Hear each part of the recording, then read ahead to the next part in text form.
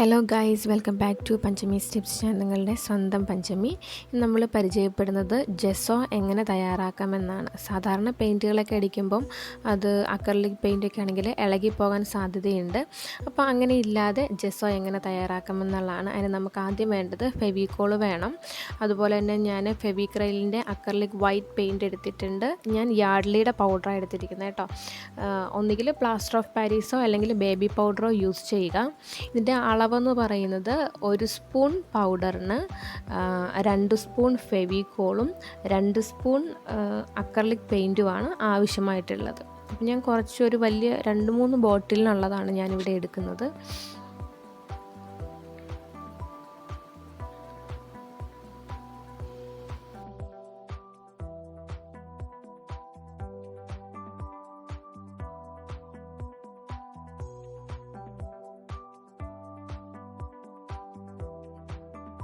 ഞാൻ 1.5 സ്പൂൺ പൗഡറാണ് എടുത്തിരിക്കുന്നത്. അപ്പോൾ അതുകൊണ്ട് ഞാൻ 3 സ്പൂണ്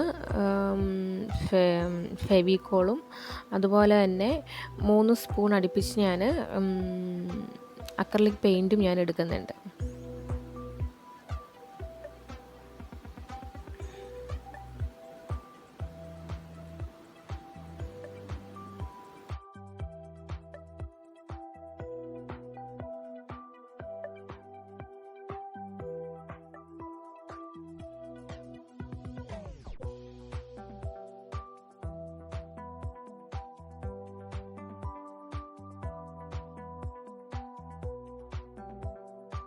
എന്നിട്ട് ഇത് നന്നായിട്ട് മിക്സ് ചെയ്യുക. ഈ ബേബി പൗഡർ എടുക്കാൻ പറഞ്ഞതിൻ്റെ കാര്യം കുറച്ചും കൂടെ സോഫ്റ്റ് ആയിരിക്കും. അതുകൊണ്ടാണ്. ഇപ്പോൾ എൻ്റെ അത് അവൈലബിൾ അല്ലാത്തതുകൊണ്ടാണ് ഞാൻ ഈ ഒരു പൗഡർ എടുത്ത് പരീക്ഷണം നടത്താമെന്ന് വിചാരിച്ചത്. നന്നായിട്ട് മിക്സ് ചെയ്യുക. എയർ ബബിൾസ് ഒന്നും ഉണ്ടാവരുത്.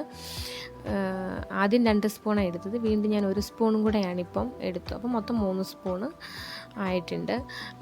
പ്ലാസ്റ്റർ ഓഫ് പാരീസ് ഉപയോഗിക്കുന്നവരുണ്ട്. നന്നായിട്ട് മിക്സ് ചെയ്യുക. അപ്പോൾ നമ്മുടെ ജെസ്സോ തയ്യാറായി. ഇനി നമ്മൾ അക്രലിക് പെയിൻറ്റിന് പകരം ഡയറക്റ്റ് നമുക്ക് അപ്ലൈ ചെയ്യാവുന്നതാണ്. ആദ്യമായിട്ട് ആരെങ്കിലും ചാനൽ കാണുന്നുവെങ്കിൽ സബ്സ്ക്രൈബ് ചെയ്യുക, സപ്പോർട്ട് ചെയ്യുക. ബൈ.